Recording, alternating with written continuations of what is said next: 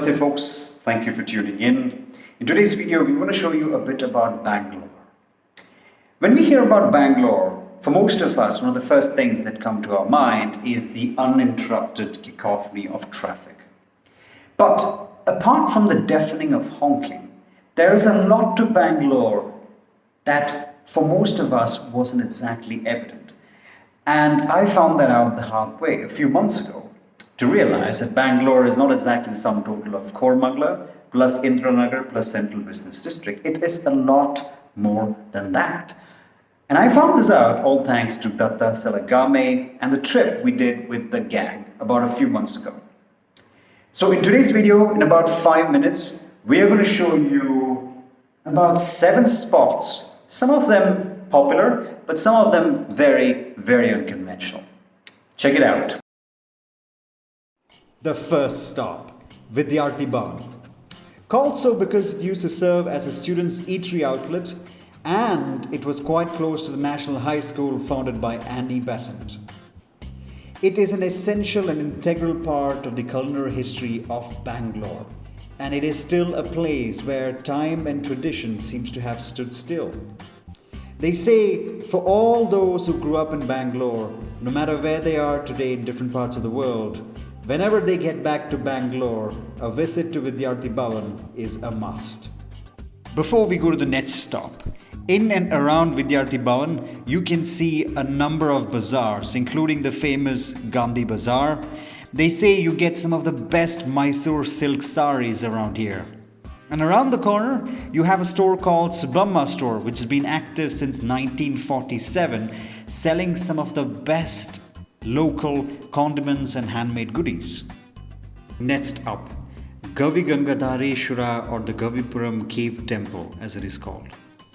Thought to have been in existence since a couple of hundred years ago, it was given a comprehensive revamp in the 16th century by Kempe Gowda.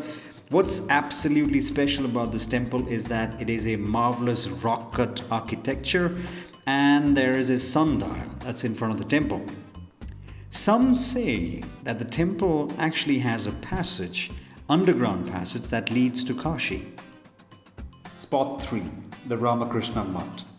Part of the Ramakrishna mission here in Bangalore. It's essentially a monastic organization following the teachings of Sri Ramakrishna, a 19th century saint. I have to admit that the peace and tranquility here at Ramakrishna Mutt is of another level entirely. Next is the Indian Institute of World Culture. Founded in 1945 by B.P. Wadia and Sophia Wadia, the prime objective of the institute is to foster a truly cosmopolitan culture among the citizens.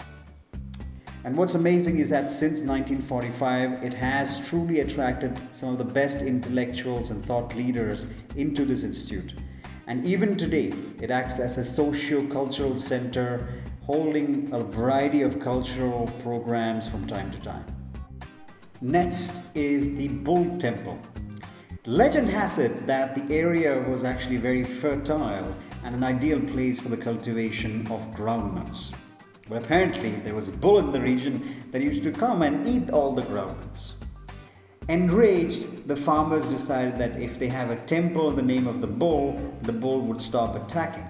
Miraculously, the legend also has it that the bull eventually did stop, and the farmers were overjoyed and began conducting a groundnut fair next to the temple.